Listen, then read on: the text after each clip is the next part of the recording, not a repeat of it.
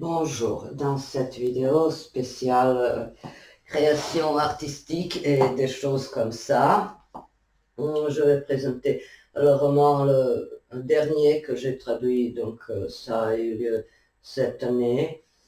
Cette année, j'ai traduit d'abord Les Champs de fraises et ensuite Invictus.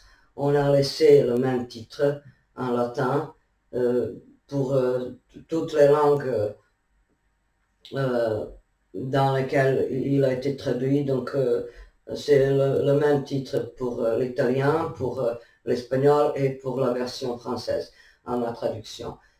Et comme j'ai déjà abordé cette question plusieurs fois, mon enthousiasme et mon extase créative étaient au top. Parce que ce roman est un chef-d'œuvre. Et comme j'ai déjà dit, je crois vraiment, sincèrement, que l'auteur mérite le prix Nobel de littérature parce que de nos jours, on voit de moins en moins une littérature de bonne qualité et qui possède un aspect de réalisme. C'est bien dommage donc que les autres auteurs se lancent trop dans les choses trop abstraites où le lecteur est censé chercher, trouver lui-même un message codé ou quelque chose du genre. Ici, ce n'est pas le cas. C'est une prose fluide et compréhensible et logique et conséquente. Donc, on a un fil de trame qui conduit le lecteur d'un événement à l'autre, d'une situation à l'autre, et tout est relié, donc cause à effet. Et je dirais que le style de ce roman est génial et euh, un autre ouvrage que j'ai traduit et qui était également donc traduit en plusieurs langues, mais j'ai vu que forcément il y en a des traducteurs qui se sont cassés les os et les dents sur la traduction du roman Amour et Brigand. C'est l'ouvrage le plus compliqué que j'ai vu et un défi immense pour le traducteur parce que c'est la prose en poésie, la poésie en prose ou la prose en poésie. Voilà, et c'est donc assez difficile à traduire, alors que Invictus, non, c'était parfois, disons, parfois compliqué, mais rien de spécialement intraduisible. C'était quand même faisable, vous voyez de quoi je parle. Alors que pour traduire la poésie en prose, faut disposer d'un talent littéraire, être écrivain soi-même, un peu ou beaucoup. Donc ce roman est euh, un chef-d'œuvre qui parle d'un jeune paysan sicilien, Salvatore Di Nardo, nommé Ture Pileri, et de son périple à travers les mésaventures de la guerre et la catastrophe collective. Et le roman nous présente de petits actes héroïques, même donc dans les situations les plus extrêmes, on a des preuves de quelque humanité d'un côté humble et d'un côté humain et aussi, je dirais, d'un côté coriace et invincible, caractéristique pour les Siciliens en général. Et donc, dans l'introduction, qui est écrite par Antonio Baio, c'est le professeur de l'histoire à l'université de Messine. Ces préfaces et ces introductions sont toujours assez compliquées à traduire parce qu'il y a beaucoup de détails, il y a beaucoup de précisions, il y a beaucoup de citations des ouvrages différents. Donc c'est un vrai érudit, tout comme l'écrivain Cristiano Parafioriti qui déborde non seulement d'imagination et de créativité, mais aussi de connaissances réelles. Il est docteur en histoire. Et ça explique le poids de ses romans et de ses ouvrages littéraires. Donc, le roman nous décrit comment ça se passe pendant la Deuxième Guerre mondiale en Sicile, le processus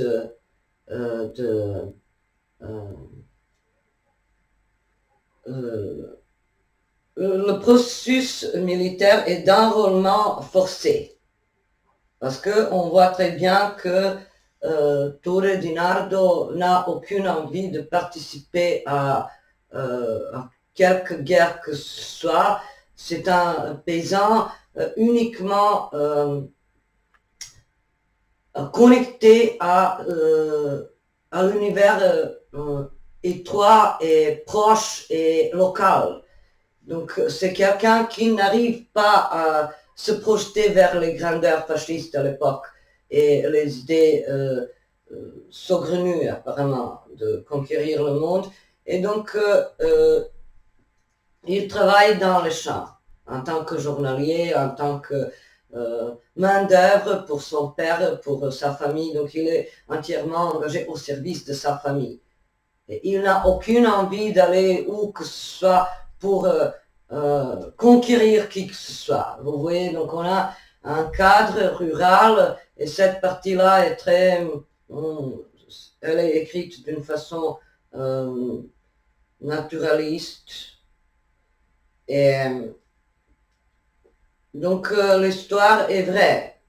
Le roman se base sur une histoire vraie et ce personnage Salvatore Di Nardo a vraiment existé. Et il est mort en 2017. Mais il a laissé les descendants, il a un petit-fils qui se prénomme également Salvatore. Et donc, on suit cet engagement forcené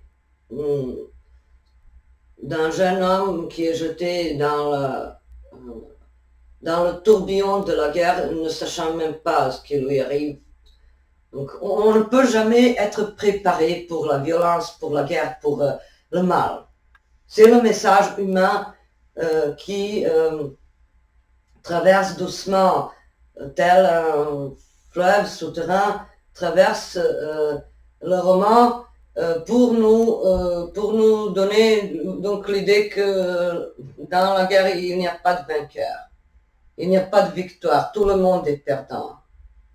Et que c'est complètement absurde et insensé de faire la guerre et d'imposer à qui que ce soit son règne et son autorité. Voilà, donc il y a cette idée que la guerre est une absurdité et que la liberté personnelle ou liberté collective sont donc les valeurs incontestables. Et donc notre héros Ture Pilleri est acheminé sur le front russe en Sibérie. Et là, on a des situations d'une expérience proche de la mort, parce qu'il y a le gel, le froid, la famine, les portions reçues ne sont pas suffisantes, ça gèle, les munitions sont déficitaires, donc tout est décalé. L'armée italienne a été envoyée là-bas, voilà, comme par hasard, comme pour être sacrifiée au profit de l'allié allemand.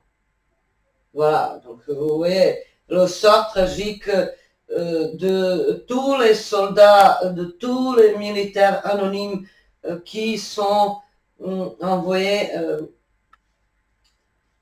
parfois comme ça, arrachés à leur famille, à leurs proches, envoyés sur un autre continent, ne sachant même pas pourquoi ils se battent. Ouais, pour quel idéal, pour quelle idée, pour quelle justice.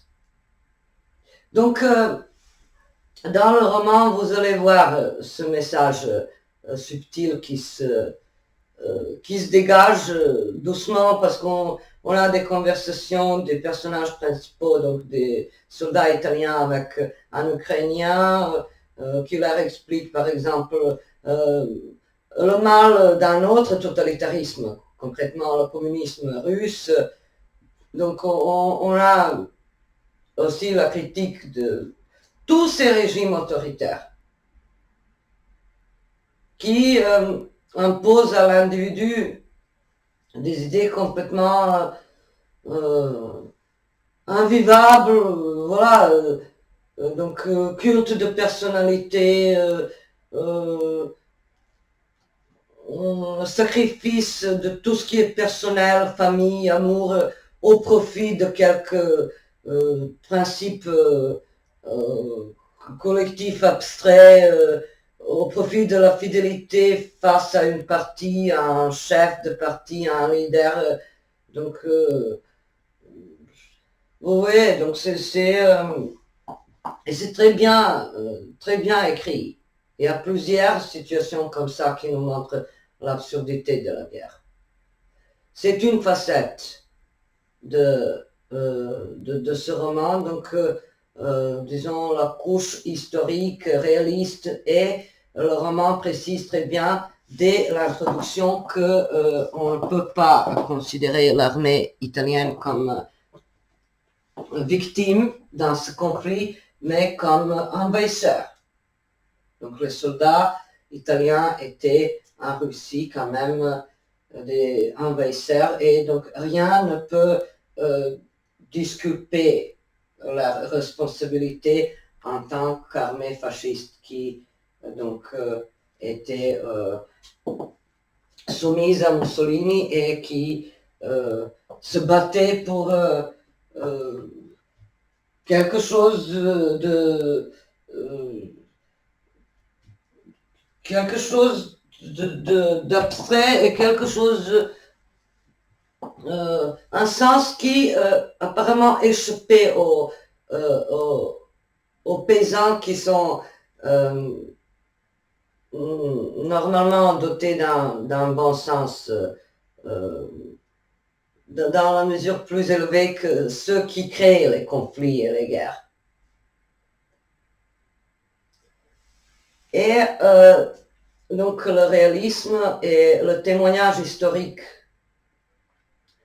coloré par cette implication personnelle, par le vécu personnel. Donc comment un personnage qui est jeté dans dans les circonstances historiques éprouvantes, comment il essaie de survivre. Donc pour la survie, il a fallu mettre des efforts surhumains. Et justement, c'est pour ça le titre Invictus. Et la deuxième facette, c'est un peu métaphysique dans le sens que les survivants de de ce voyage tragique en Russie, les survivants sont donc les gens qui ont été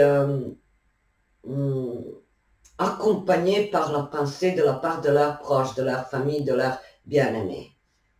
Parce qu'il y a Ture Di Nardo qui revient de la guerre et un autre, Pepe Emma, qui est pêcheur et qui avait un fils de 4 ans et son épouse.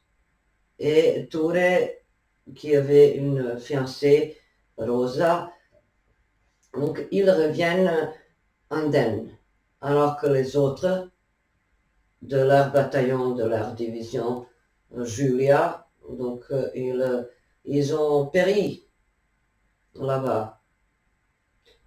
Donc ce fil conducteur de l'amour salutaire et de l'amour omnipuissant et invisible, mais plus puissant que toutes les autres forces du mal, comme la destruction, le froid, les balles de l'ennemi, les chars d'assaut, tout ça. Donc ça ne peut pas toucher celui qui garde en lui-même un, un amour pour quelqu'un, un amour qui est plus fort que tout.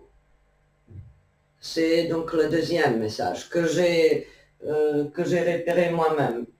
Et maintenant, je vais vous lire des extraits. Je dois d'abord préciser que j'ai aussi traduit la chanson, c'est-à-dire la poésie par laquelle le roman commence, vous savez. C'est Invictus de William Ernest Henley. Je l'ai traduit en utilisant d'abord la version en anglais, la version originale, et ensuite j'ai comparé un peu à la version italienne. Je ne sais pas qui a traduit cette version italienne, mais la version française, elle est à moi. Et j'en ai déjà, je l'ai lu une fois ici en parlant de quelques aspects en verso. Et donc, c'est pour vous dire que traduire la poésie, en fait, c'est la voie directe vers la transcendance. C'est vraiment très, très créatif. Forcément un peu plus intéressant même que la prose. Donc, Invictus de William Ernest Henley dans ma traduction. Des ténèbres impénétrables m'encerclant, noires comme la fosse impassible, à ce n'importe quel Dieu me montrant reconnaissant de mon âme invincible. Happé dans les trains serrés de l'adversité, je n'ai ni crié ni reculé. Sous les coups amers du destin, mon front saigne, à l'esprit le dédain. Par-delà cet endroit de rage et de pleurs, planque d'épouvante une ombre. Toutefois la menace de l'âge me trouve et me trouvera sans peur. Aussi étroite de sortie soit la porte, aussi impitoyable soit la vie despote, je suis le maître de mon destin absolument, le capitaine de mon âme suprêmement. Oui, c'est très parlant. Et quand vous tapez Invictus, vous pouvez trouver le parfum de Paco Rabanne. Il n'a pas coopéré avec nous, pas cette fois. Donc, il faut chercher Invictus de Cristiano Parafioriti, un génie absolu, un écrivain vraiment invincible. Donc, je commence maintenant avec les extraits. Bourg de San Giorgio, avril 1941. Le Mont Nébrode. Zippe Pupilleri revenait des champs le soir. Les jours commençaient à rallonger et il essayait d'en profiter jusqu'au dernier rayon du soleil. Donc, peu avant de partir, il ramassait les derniers branchages secs de la terre et les entassait dans un coin de la parcelle, remplissant le sac en jute avec la récolte du jour, attachant une cordelette de genêt autour du fardeau et déposait sur la mule quelques morceaux de bois sec qui auraient servi à alimenter le poêle. C'était au début du mois d'avril et le froid se faisait toujours ressentir, surtout entre les murs en pierre de Grèce de San Giorgio où Zippe vivait avec sa famille, dans le coin que les rafales de Mistral visitaient la nuit en compagnie des renards et des fouines qui mangeaient des poules. Au ravage de la famine de l'époque se joignait aussi la guerre. Zippe Pupilleri devait entretenir la famille qui comptait déjà 7 enfants, et du pain, il n'y en avait jamais assez. Il disait toujours qu'il croyait en Dieu, notamment en son règne au-delà, mais pour ce qui est d'ici-bas, la chance suffisait. Et pour avoir de la chance, il fallait naître sous la bonne étoile, et notamment s'échapper au mauvais œil.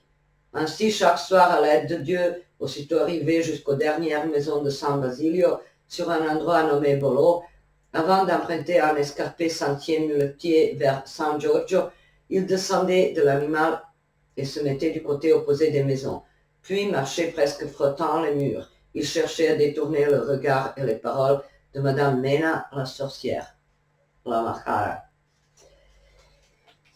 À l'autre bord du ruisseau, Rosa, sœur cadette de Lia, protesta contre l'aîné en fronçant les sourcils d'une telle manière que Touré resta intrigué alors qu'auparavant il ne l'avait même pas remarqué. Lia se tut sur le champ. Bien qu'elle fût l'aînée, se sentit comme ces chevaux frimeurs qui, d'un coup, s'emballent pour un rien, auquel le patron, pour les châtier, inflige un seul coup sec de fouet. Elle saisit un drap du grand panier à nosier et se remit à laver sans plus jeter le regard vers les autres. Cependant, Touré, durant tous ces brefs moments de silence, survenus après l'intervention enflammée de Rosa, ne pouvait plus détourner le regard de celle-ci, et lorsque finalement leurs regards se croisèrent, il lui adressa un signe de reconnaissance en hochant la tête, alors que la jeune fille rougit d'embarras.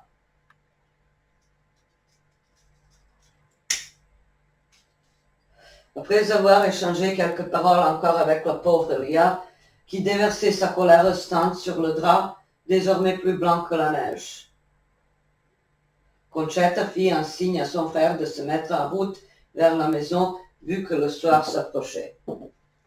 Salamandre, s'exclama-t-elle lorsque la source était désormais déjà loin, mais d'où avait-elle tiré cette parole?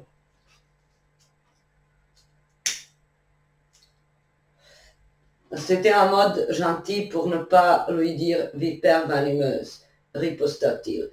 Mais ça te paraît une chose chrétienne qu'elle me traite ainsi, seulement pour un nom, qu'elle me crache dans la figure des conneries entendues çà et là, cette espèce de salamandre fêlée. Et Rosa, en revanche, elle est de quelle espèce? Dis. Son humeur changea ainsi que le timbre de sa voix. Rosa est une petite colombe. Et maintenant, je passe à l'extrait où on voit cette angoisse et cette inquiétude du personnage principal qui est donc maintenant obligé de partir en guerre malgré les recommandations et les ficelles et les relations différentes de son père qui avait essayé avant de le protéger, de le cacher, mais il doit donc partir en guerre et là c'est comment il se sent avant le départ. Une larme creusa le visage de la mère, qui l'embrassa sur le front et le laissa se reposer pendant la nuit. Quand la faible lumière de la chandelle disparut de la chambre et sa mère avec elle, Touré se sentit encombré par tout le poids du monde. Outre celle de Mena, toute la malchance du monde s'était écroulée sur lui. En ce moment-là, lorsque son cœur avait finalement connu l'amour, en ce moment-là, quand il avait la motivation de se lever chaque matin de son lit, en ce moment-là que l'avenir commençait à s'annoncer moins morose, la guerre, telle une massue entre la tête et le cou, le rejetait dans le désarroi assommé. Il aurait perdu tant d'affection, il serait privé de ses petits frères, de ses parents et de Rosa. Elle, si belle et gracieuse dans la fleur de sa jeunesse, l'aurait-elle attendu? Et puis, pour combien de temps?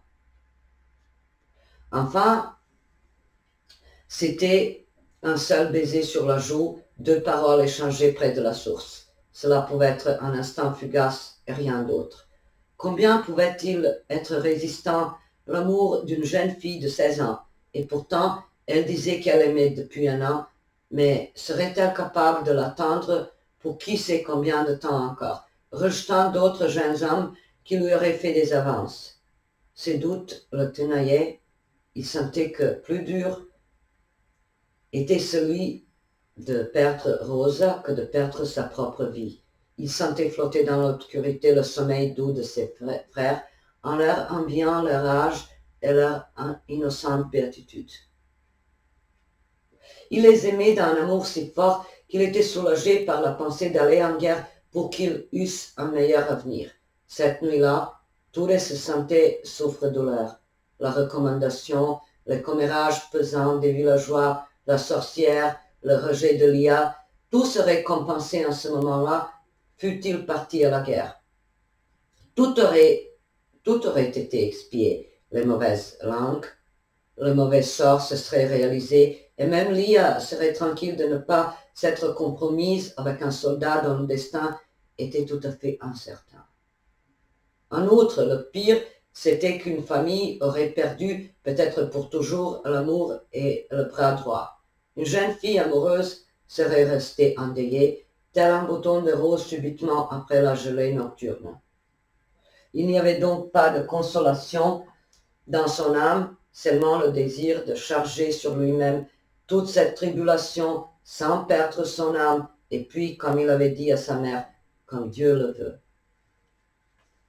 Et maintenant, on passe à un extrait où un commandant de leur division, de leur troupe en Russie,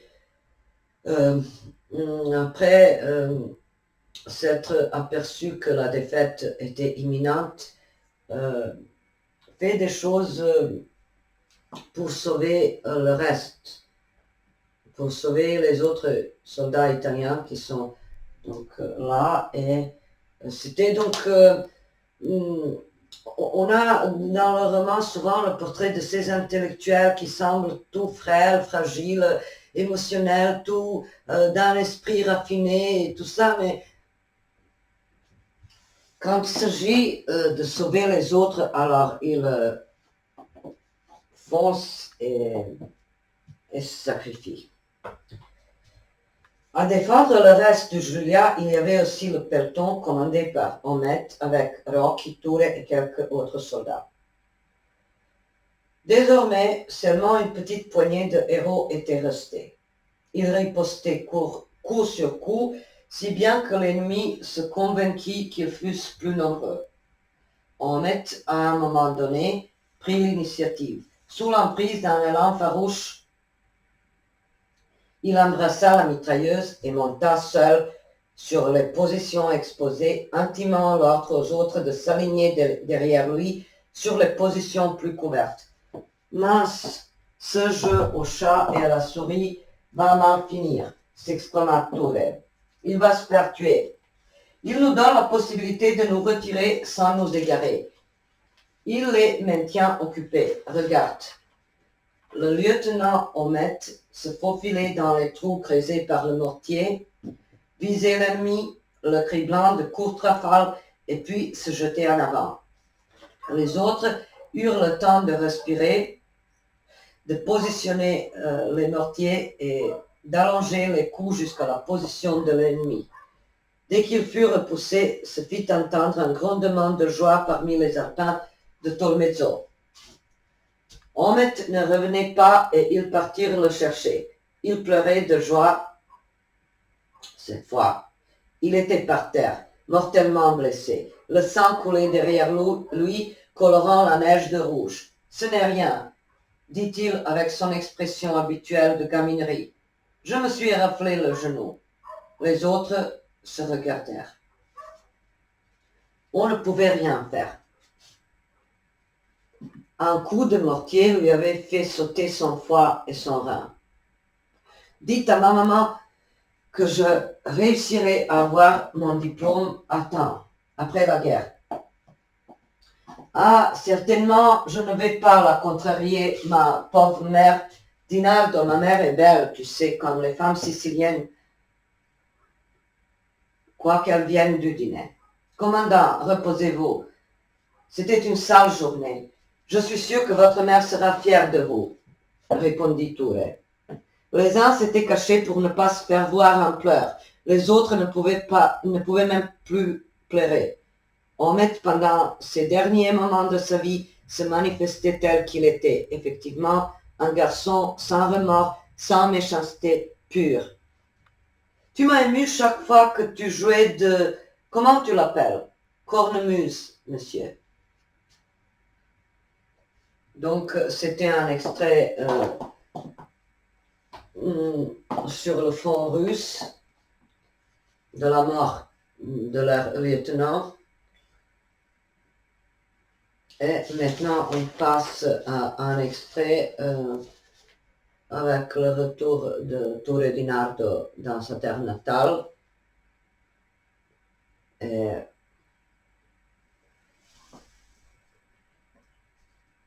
donc, combien s'efforce sa volonté de revenir à la maison, de retrouver sa famille et surtout de revoir sa fiancée. Il demanda conseil à plusieurs passants au sujet des moyens à se déplacer vers Palerme, et on lui suggéra d'aller au marché de fruits près de la place Dante. Il y en avait des comptoirs des commerçants ambulants qui venaient de Palerme et pouvaient le transporter après la fermeture du marché. Torre accepta leur proposition. Il y trouva un vendeur de citrons de Termini Imerese qui acquiesça à cette idée, mais à condition qu'il fût caché en dessous des citrons et qu'il eût réglé le tarif de 300 lire. Un sourire dessina le rictus sur son visage. Il avait trouvé tant de solidarité désintéressée auprès des citoyens russes, du vieil Ilychenko, à Camaldoli, à Brindisi, en Calabre, et en ce moment-là, pourtant, un Sicilien, après avoir entendu son histoire, en profitait. Il ne pouvait pas décliner l'offre et accepta le prix, mais lors du voyage, il remplit quand même sa valise de citrons. À Zapula, le camion s'arrêta, comme convenu, et avant de se quitter, Torre demanda au vendeur de citrons quel jour c'était. Le 23 septembre, répondit-il avant de partir.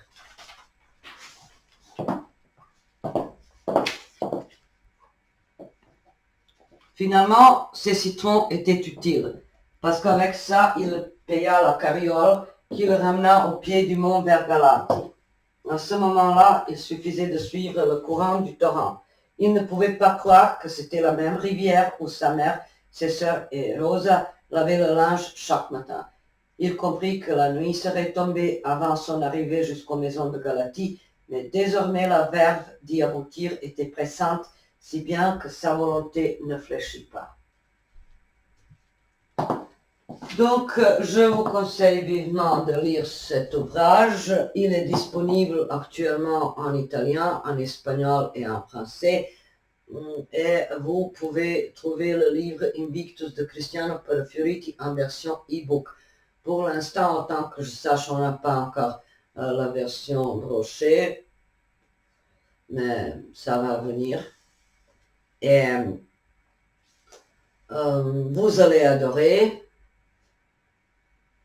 Et puis, tout le monde qui...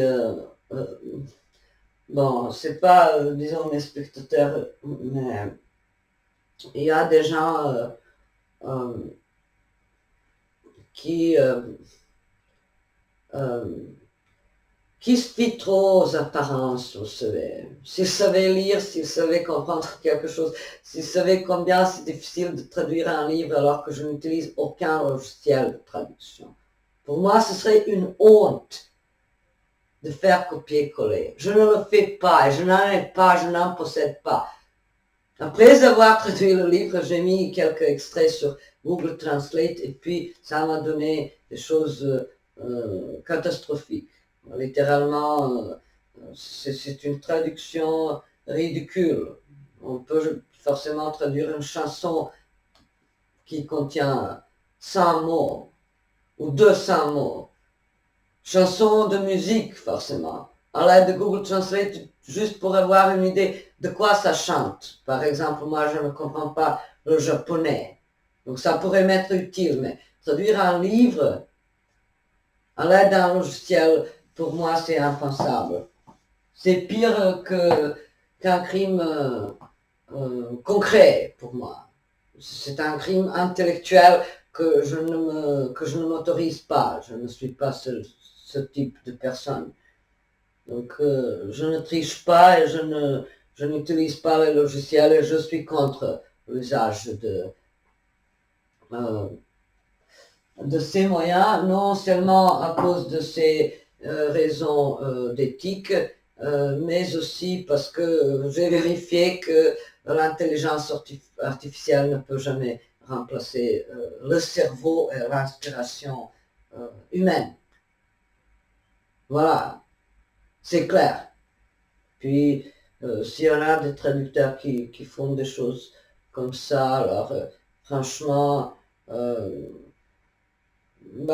ça peut être découvert, ça peut être vérifié. Et puis, si c'était possible, les auteurs auraient traduit leur propre livre en 20 langues. Si c'était si facile que ça de faire à l'aide d'un logiciel. Donc, c'est hors question. Et voilà, donc faut jamais se fier aux apparences.